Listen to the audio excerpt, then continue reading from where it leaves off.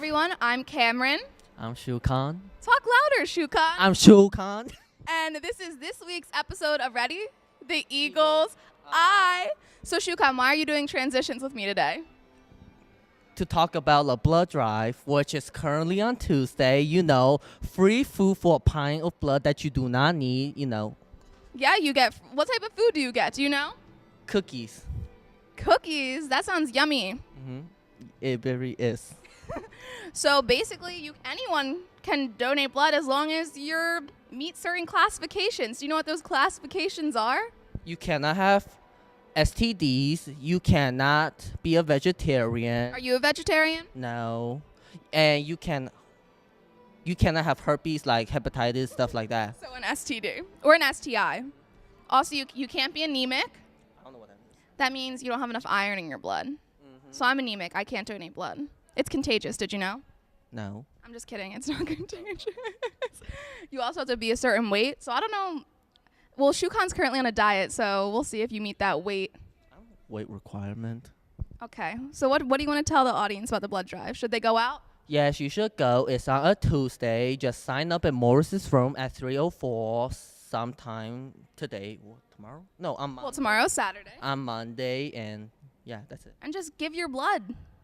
For free food. For free food. We're talking with Mr. Morris today about the student blood drive. How are you today? I'm doing well, Crystal. Thank you. So what is the student blood drive? So Tuesday, May 1st, there's going to be a blood drive here in the boys' side of the gymnasium for all eligible donors, which are people that are 16 years or older. And the Red Cross is just looking to get as many possible donations as possible from our high school kids here. Okay, cool. So are you the person in charge of this blood drive? I am. If anybody's interested in donating, they can see me. I'm in room 304 here at the high school. Also, during all lunches for this week, there'll be several of students that are helping me out during the blood drive. They're going to go down, and they'll be in the cafeteria to try to fill up our appointment sheet and make sure all the slots are filled so we can, again, get as many donations as possible. That's awesome. So does it require a registration before, and is there a parent signature needed? If you are 16, you need parental consent, which is just a simple form. They can bring it in the day of the blood drive. They can give it to me. I can ensure that it's going to get down there. 17, you're good. You don't need any parental consent. The one most common factor that keeps people from donating is if you've had a tattoo within the last year.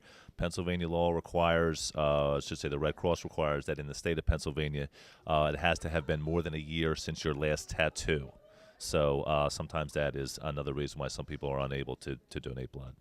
That is pretty common. I can't donate because I've had many tattoos. But I do have a friend who's visited another country recently. Can she donate? Most likely, yeah. There's a handful of questions that you have to go through prior to actually donating itself. And they'll ask you, have you visited this country, that country? 99% of the countries that people have visited is fine. Every now and then there may be one on the list because there's been an epidemic there or something like that. But odds are, even if you've traveled outside the country within the last year, you'll still be able to donate. So what would you tell people who ask why they should donate? Where's the blood go? Well, that's an excellent question. The blood goes to a multitude of places. Number one, if you have maybe people recovering from surgeries, women who have lost blood during childbirth. I think the most common destination for donated blood is to people that are suffering from cancer and other diseases that need blood transfusions. In some cases, they go to the terminally ill. Obviously, terminally ill, there's nothing you can do, but donated blood can help improve their quality of life down the stretch for their precious moments they have left. And so in addition to saving lives, you're also improving the quality of lives. And plus, it makes you feel good. You're helping other people you maybe probably are never going to know and never going to meet, but it feels good to help. Well, that's such a great cause. What's it like to donate blood?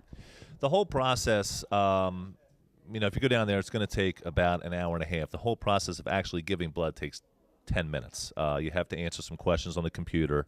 You got to wait in line most likely for a little bit, but you're not in class, so there's I guess a benefit to some people.